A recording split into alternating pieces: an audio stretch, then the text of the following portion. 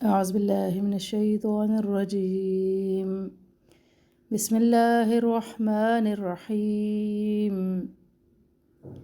يا أيها الناس اعبدوا ربكم الذي خلقكم والذين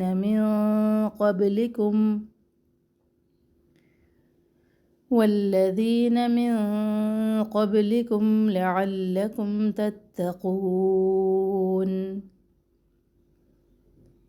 الذي جعل لكم الأرض فراشا والسماء بناء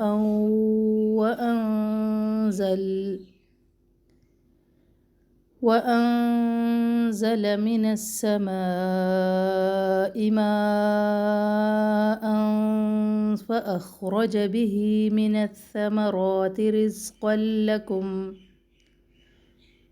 فلا تجعلوا لله أندادا وأنتم تعلمون. السلام علیکم ورحمۃ اللہ وبرکاتہ. سورۃ البقرہ آیت نمبر 21 اور 22 کی تطبیق. یا ایہا، یا مد ہے یہاں پر 2 الف کے برابر اس کو ہم کھینچیں گے. ایہا، یا کے اوپر تشدید پورا ٹائم دے اس کو. ہناسو، اب ہا کے بعد ہم نے ہا کو ملانا ہے نون مشدد سے، تو اس کے درمیان جتنے بھی حروف ہیں ان سب کو ہم نے نہیں پڑھنا. یا ایہا الناس، نون پر 1 الف کے برابر ٹھہرنا ہے، نا بھی 1 الف کے برابر ہے، تو دونوں پر ٹھہر کے آگے جانا ہے، جلدی سے نہیں پڑھنا. ناسو ایسے، پھر سین کی پیش کو عین ساکن سے ملانا ہے. سعبدو، اور عین کا دھیان رکھیں، اس کو وصل حلق سے ہی ادا کریں. دو و مدہ. ربکم، با کے پر تشدید. ربکم الذی، لام ساکن کا دھیان رکھیں، ہلے نہیں. ذی یا مدہ. خلقکم، اب یہاں پہ دھیان رکھیں قوف اور کاف، ٹھیک ہے، پہلے موٹا کاف پھر باریک کاف، تو دونوں کا دھیان رکھیں. قوف کے ساتھ کاف کو موٹا نہ کرے اور کاف کے ساتھ قوف کو باریک نہ کرے. خلقکم. والذین، ذی یا مدہ. من، یہاں پہ ہم جو نون کی آواز کو چھپا رہے ہیں قوف کی وجہ سے، کیونکہ قوف جو ہے موٹے حروف میں سے ہے، اس وجہ سے یہاں پہ جو اخفا ہوگی یہ بھی موٹی ہوگی. من قبلکم، با کے اوپر قلقلہ. 5 حروف پر قلقلہ کیا جاتا ہے جب ان پر ساکن آ جائے. یہاں پر بھی با کے اوپر ساکن ہے. 5 حروف ہیں، قوف، تو، با، جیم، دال، ان کی آواز پر پلٹ کر واپس آتی ہے. قبلکم، لعلکم تتقون. قو و مد اور آخر میں مد عرض سکون، مد وقفی بھی کہتے ہیں، مد عرض سکون بھی کہتے ہیں. الذی، اب یہاں پر شروع میں الذی سے ہم الف کو ہی ہم سٹارٹ کریں گے آیت کو، کیونکہ الف جب آیت کے شروع میں آ جائے تو یہاں پہ ہم اس کو پڑھتے ہیں، لیکن آیت کے درمیان میں آ جائے تو پھر ہم اس کو نہیں پڑھتے. الذی، یہاں پر جو الف ہے نا اس کو کہتے ہیں حمزہ وصلی. الذی یا مدہ. جعل، سنگل حرکات ہے، لمبے نہ کرے. لکم الارض فراشا، را الف مدہ اور را کو موٹا پڑھنا ہے. شین تنوین کو واو تشدید سے ملانا ہے. شو، واو پر دھیان رکھے آواز ناک میں نہ جائے. فراشا والسماء، مد ہے یہاں پر 2 الف کے برابر لمبا کرے. بنا پہ بھی مد 2 الف کے برابر لمبا. تنوین کو پھر واو تشدید سے ملائے. انزل، یہاں پر اخفا ہم باریک کریں گے. من السماء، نون کو سین سے ملائے، سین میں سختی ہے.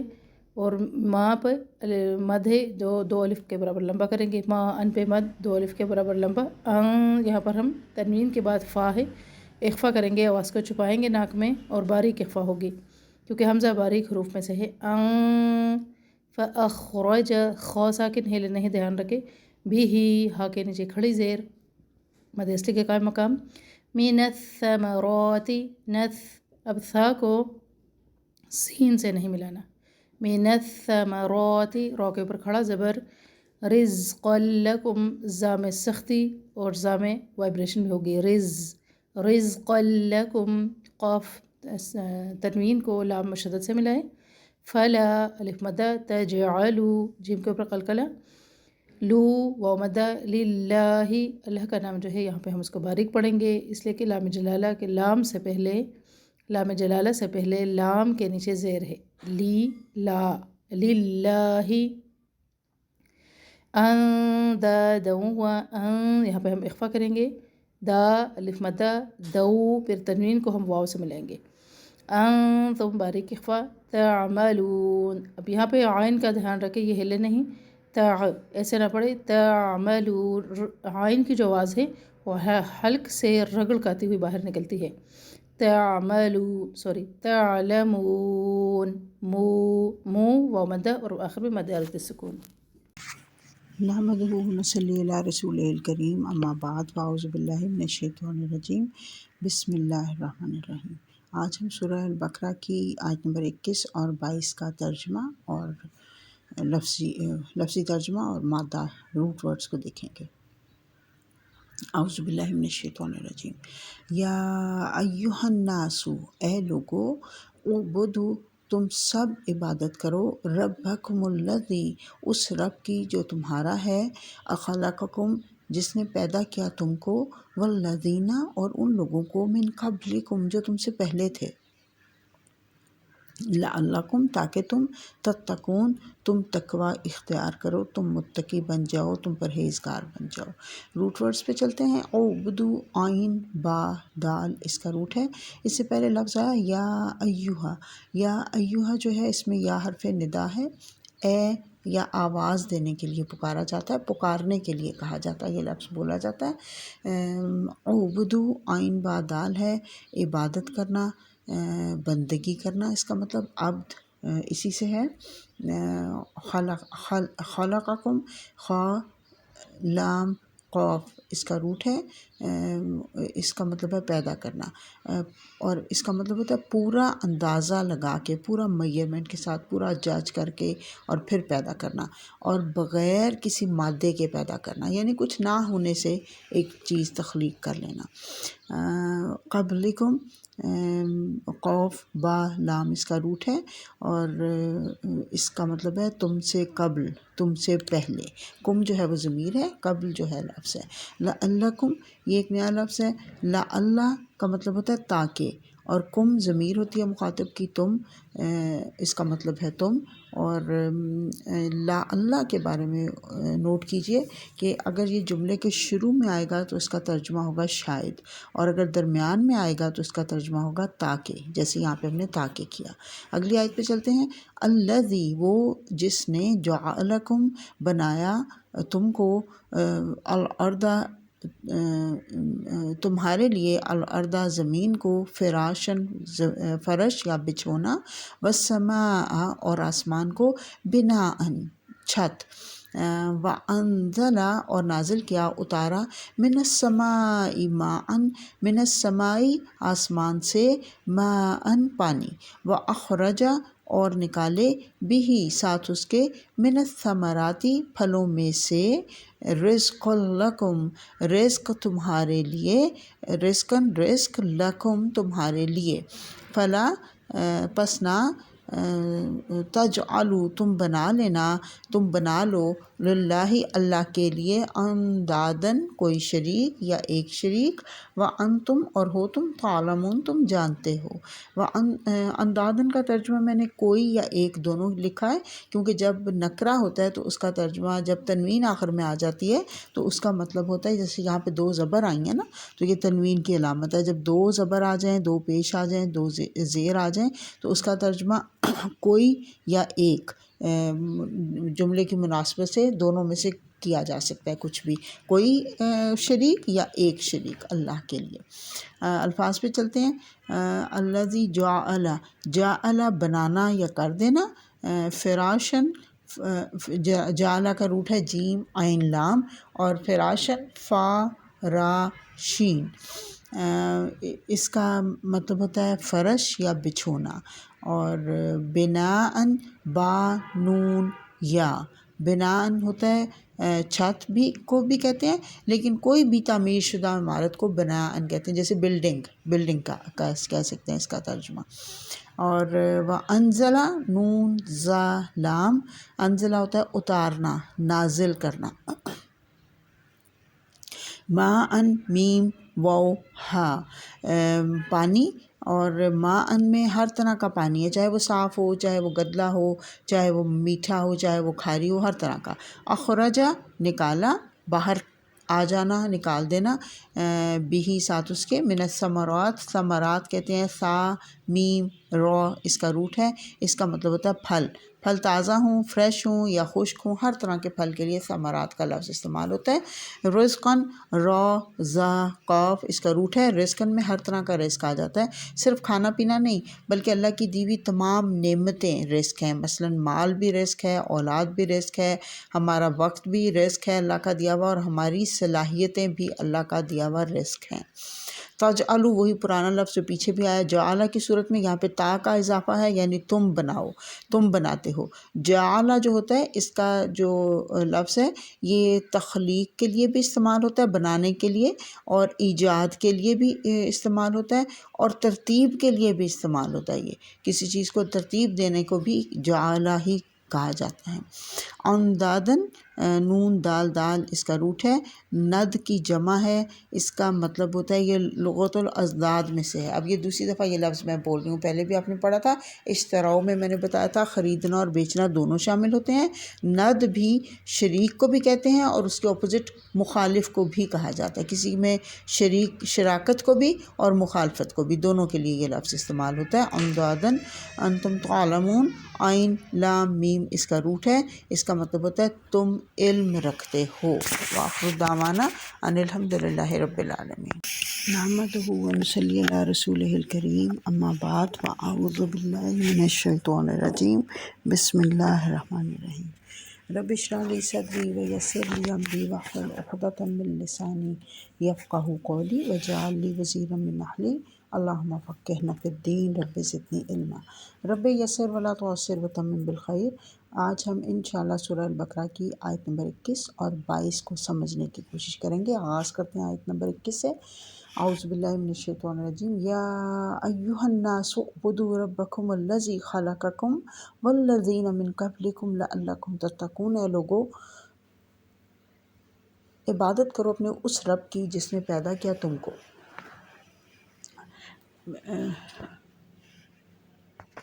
इससे पहले अब तक जो हम पढ़ रहे हैं उनमें मख़सूस ग्रोहों से ख़िताब था। यहाँ पे अब तमाम इंसानियत से ख़िताब किया जा रहा है और तमाम इंसानों से मुतालबा किया जा रहा है कि सिर्फ़ अपने एक रब की इबादत करो। बहुत प्यार के अंदाज़ में तौहीद की दावत दी जा रही है।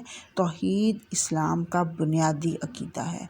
हर नबी ने अपनी कौम को तौहीद ही की दावत दी थी कि एक अल्लाह की इबादत करो, उसके सिवा किसी की इबादत ना करो। हम सूरह राद आयत 36 में पढ़ते हैं, तर्जुमा बताती हूँ। ए मोहम्मद सल्लल्लाहु अलैहि वसल्लम, आप कह दीजिए कि मुझे तो ये हुक्म दिया गया है कि मैं एक अल्लाह की इबादत करूँ और उसके साथ किसी को शरीक ना ठहराऊँ। तौहीद की मैं तुमको दावत देता हूँ। और उसके अलावा अल्लाह ताला ने दरअसल हमें ज़िंदगी का मकसद बताया। जैसे कि सूरह फातिहा में हम दुआ करते हैं ना कि इय्याका नअबुदु व इय्याका नस्तईन, अल्लाह सिर्फ़ तेरी इबादत करती हूँ और सिर्फ़ तुझी से मदद मांगती हूँ। ये है हमारा मकसद कि हम सिर्फ़ एक अल्लाह की इबादत करें। सूरह ज़ारियात में भी अल्लाह ताला ने आयत 26 में वाज़ेह तौर पे बता दिया इंसानों और जिन्नों की पैदाइश का मकसद कि वमा खलक़तल जिन्ना वल इंसा इल्ला लियअबुदून, के दर हकीकत जिन्नों इंसानों को नहीं पैदा किया गया सिवाय एक काम के। कौन सा काम? इल्ला लियअबुदून, कि वो इबादत करें। तो और यही दावत हर नबी की थी जो उसने अपनी कौम को दी कि एक अल्लाह की इबादत करो, उसके सिवा कोई माबूद नहीं है। यहाँ ज़रा हम देख लेते हैं कि इबादत है क्या। इबादत के लुग़वी मानी होते हैं अताअत और बंदगी करना, और इससे मुराद होता है पूरे इखलास के साथ, पूरी आजिज़ी के साथ, पूरी इनकिसारी के साथ और पूरी मोहब्बत के साथ एक अल्लाह की इताअत की जाए और हर तरह के शिर्क से बचा जाए। इबादत यह है कि इंसान इस दुनिया में रहते हुए अल्लाह की बड़ाई, अल्लाह की किबरियाई को तस्लीम करे और अपने आप को छोटा, हकीर और कमतर समझे और पूरी आजिज़ी के साथ, इनकिसारी के साथ एक अल्लाह की ہر بات مانے، اس کو بڑا مانتے ہوئے اس کے ہر حکم کو فوراً تسلیم کرے۔ اور یاد رکھیں کسی کو جب ہم بڑا سمجھیں گے تو ہی ہمارے دل میں عاجزی پیدا ہوگی نا، تو عاجزی پیدا ہو تو انسان کو حکم ماننا آسان ہو جاتا ہے۔ اور دراصل یہ حکم ماننا اور یہ جھکنا، عاجزی کا اظہار کرنا ہی اصل میں عبادت ہے۔ پھر اس کے بعد آگے بڑھ کے عبادات کے درجے جو نماز، روزہ، پھر حج، پھر زکوٰۃ، یہ سب عبادات ہیں۔ عبادت کیوں کی جائے؟ عبدو، اللہ نے خود بتا دیا، عبادت کرو اس لیے کہ ربکم الذی خلقکم، تمہارے رب نے تم کو پیدا کیا ہے۔ تو بتایا جا رہا ہے عبادت اس لیے کی جائے گی کہ الذی خلقکم والذین من قبلکم، کہ اللہ وہ ہے جس نے پیدا کیا تم کو اور تم سے پہلوں کو، تمہارے آباء و اجداد کو، ان میں سے جن کو تم پوجتے ہو ان کو بھی اور تم کو بھی، سب کو پیدا کرنے والا اللہ تبارک و تعالیٰ ہے۔ کون سے آباء و اجداد کو پوجتے تھے؟ جیسے یہودی حضرت عزیر کو بیٹا اللہ کا کہتے تھے، عیسائی جو حضرت عیسیٰ کو اللہ کا بیٹا کہتے تھے۔ ہمارے ہاں بھی بعض بزرگوں کو، اولیاء کرام کو اللہ کے برابر درجہ دے دیا جاتا ہے۔ تو اللہ فرما رہا ہے کہ جن کو خوش کرنے کے لیے تم معبود کے درجے تک ان کو بڑھا چڑھا دیتے ہو، دراصل وہ بھی اللہ ہی کے پیدا کیے گئے ہیں۔ تو پھر عبادت کس کی کرنی چاہیے؟ اس رب کی جس نے ان کو بھی پیدا کیا اور ہمیں بھی پیدا کیا۔ تو یہی کہا جا رہا ہے کہ اللہ رب العالمین نے پیدا کیا ان کو بھی، نہ صرف تم کو بلکہ تمہارے آباء و اجداد کو بھی۔ اور اس کے علاوہ یہ جو لوگ بتوں کو بناتے ہیں نا، پوجتے ہیں نا، ان کو اپنا الہ بناتے ہیں، پتھر یا لکڑی سے ہی ان کو بھی بناتے ہیں نا، یہ پتھر اور لکڑی کہاں سے آئے؟ یہ بھی اللہ کی پیدا کی ہوئی چیزیں ہیں جن سے تم اپنے الہوں کو گھڑتے ہو۔ تو پھر اللہ سب سے بڑا احسان کیا بتا رہا ہے کہ اس نے تمہیں پیدا کیا۔ سوچے نا ذرا کہ اگر اللہ مجھے پیدا نہ کرتا، دنیا کو کیا فرق پڑتا؟ میں نہ ہوتی تو کیا دنیا کا نظام نہ چلتا؟ نظام چلتا رہتا۔ تو اللہ کا بہت بڑا احسان ہے کہ اللہ نے مجھے اس دنیا کے لیے چن لیا، اور صرف یہ نہیں کہ مجھے چن لیا بلکہ اس کے علاوہ مجھے رزق کی صورت میں خوبصورت رشتے بھی دے دیے، ماں باپ بھی دے دیے، بہن بھائی بھی دے دیے، بچے بھی دے دیے، خاوند بھی دے دیے۔ یہ اللہ کی بہت بڑی نعمت ہے۔ اللہ نے تمام کائنات کی تمام نعمتوں کو، دیکھیے اللہ نے پہلے ہمیں پیدا کیا اور پھر ہمارے آرام کے لیے، ہماری سہولت کے لیے دنیا کی تمام نعمتوں کو پیدا کر دیا۔ اب ان نعمتوں کا ذکر جو ہے وہ اگلی آیت میں آئے گا، لیکن اب ہم ذرا غور کریں، ہماری سانس کا آنا اور ہماری سانس کا جانا بھی ایک بہت بڑی نعمت ہے۔ اللہ کی نعمتیں اتنی زیادہ ہیں، ان میں سے کسی ایک نعمت کا شکر ادا کرنے کے لیے اگر ہم ساری عمر سر جھکائے رکھیں تو بھی حق ادا نہیں ہو سکتا۔ مجھے اور آپ کو اپنا اپنا محاسبہ کرنا چاہیے کہ کہیں ہم شرک تو نہیں کریں۔ بعض اوقات ہم ایسے شرک میں مبتلا ہو جاتے ہیں کہ ہمیں اس کا پتہ ہی نہیں چلتا۔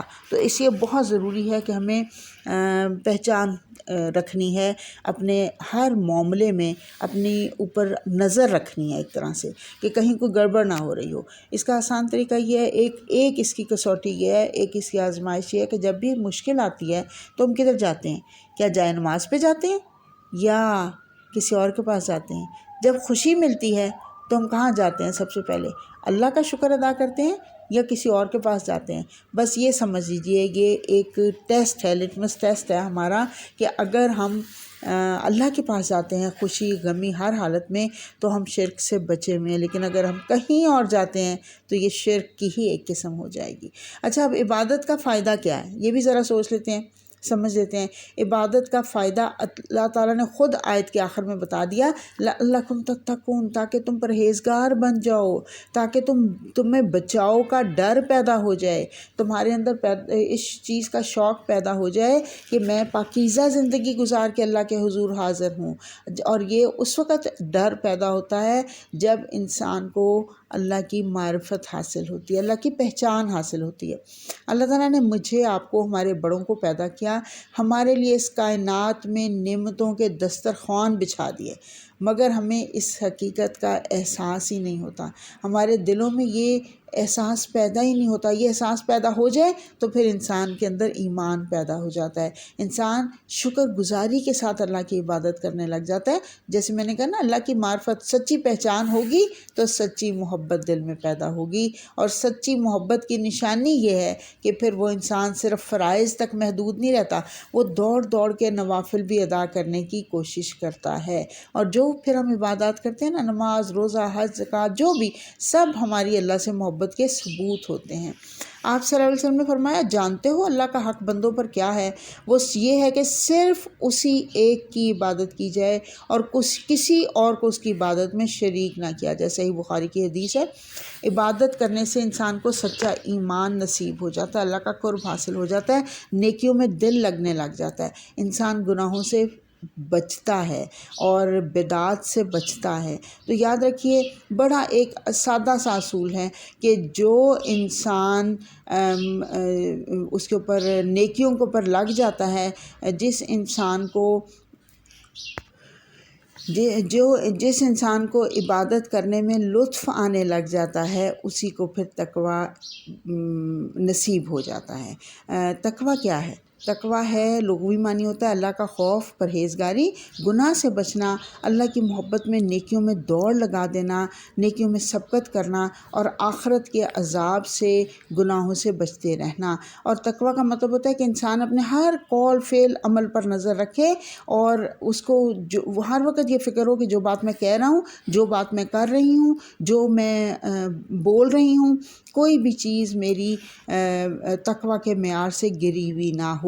اور جس کے دل میں تقویٰ پیدا ہوگا، اس کی جو عبادت ہے وہ اور زیادہ بڑھے گی۔ جتنی عبادت بڑھے گی اتنا تقویٰ بڑھے گا۔ الٹ بول گئی کہ جس کے دل میں جتنی زیادہ تقویٰ بڑھے گا، جتنی زیادہ عبادت بڑھے گی، اتنا ہی زیادہ اس میں تقویٰ بڑھتا چلا جائے گا۔ متقی دنیا میں گناہوں سے بچنے کی وجہ سے جہنم کی آگ سے بچ جائے گا۔ اللہ اس کے لیے جنت کی خوشخبری سناتا ہے اور ہر برکت کا نزول فرماتا ہے، کیونکہ وہ دنیا میں اللہ کی محبت میں نیکیوں میں دوڑ لگانے والا تھا نا، اللہ کی محبت میں برائیوں سے بچنے والا تھا نا، تو اللہ اس کے اوپر اپنی برکتوں کا نزول فرما دیتا ہے۔ اب اگلی جو آیت نمبر 22 ہے، اس کو دیکھتے ہیں۔ اللہ فرما رہا ہے، الذی جعل لکم الارض فراشا، اللہ وہ ہے جس نے بنا دیا تمہارے لیے زمین کو فرش اور آسمان کو چھت۔ اللہ بتا رہا ہے میرے احسانات کو پہچانو اور میرے احسانات کو دیکھو، پھر اس کے بعد بھی کیا تم کسی اور کو میرا مد مقابل ٹھہرا سکتے ہو؟ بتایا جا رہا ہے کہ ایک اللہ کی عبادت کرو جس نے تم کو پیدا کیا، تمہارے لیے تمہارے سارے کام کی چیزیں پیدا کی۔ اللہ وہ ذات ہے جس نے زمین کو فرش بنایا، آسمان کو چھت بنایا۔ گویا کہ اللہ تعالیٰ نے صرف تمہیں پیدا کر کے یوں ہی نہیں چھوڑ دیا، بلکہ تمہارے رہنے کا بہترین بندوبست کیا۔ زمین کو ہموار فرش بنا دیا۔ دیکھیں نا، اس پر سمندر بھی ٹھاٹھے مار رہا ہے، اونچے نیچے پہاڑ بھی ہیں، گڑھے بھی ہیں، لیکن زمین اپنی جگہ سے ہلنے نہیں پاتی۔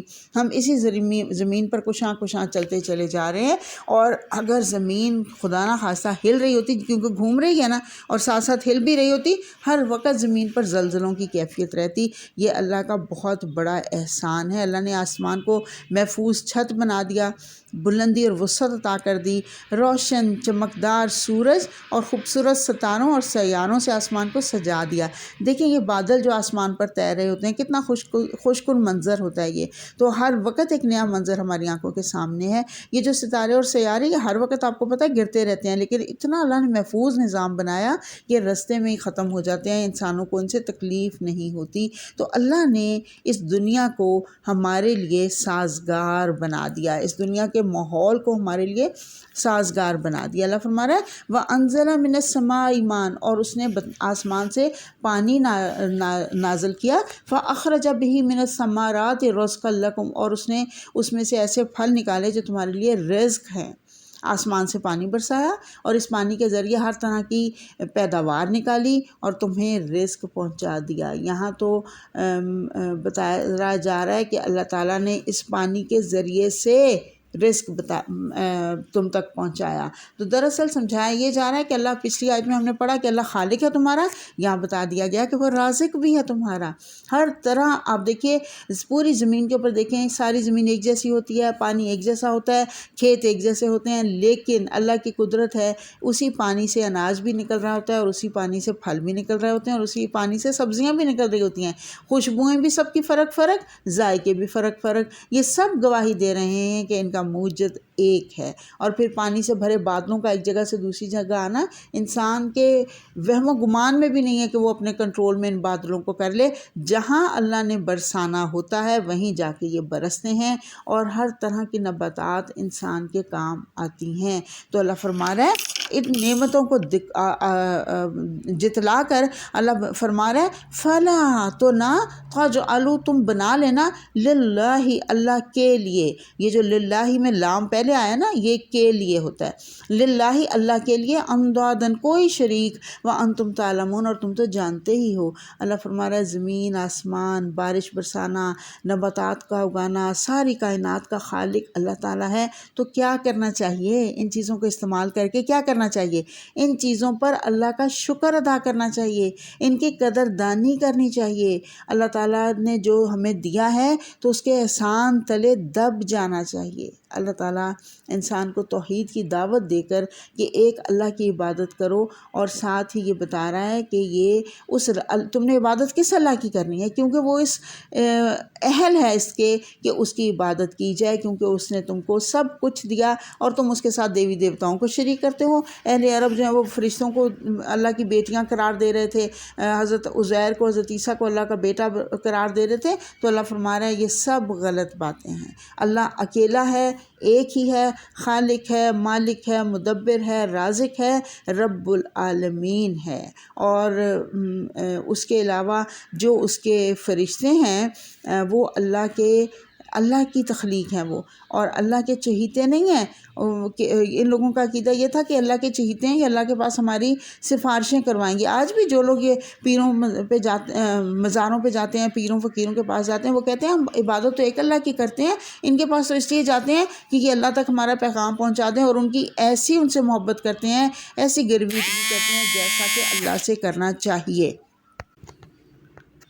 تو ایک اللہ کی عبادت کرنا ایک اللہ کا حق ہے۔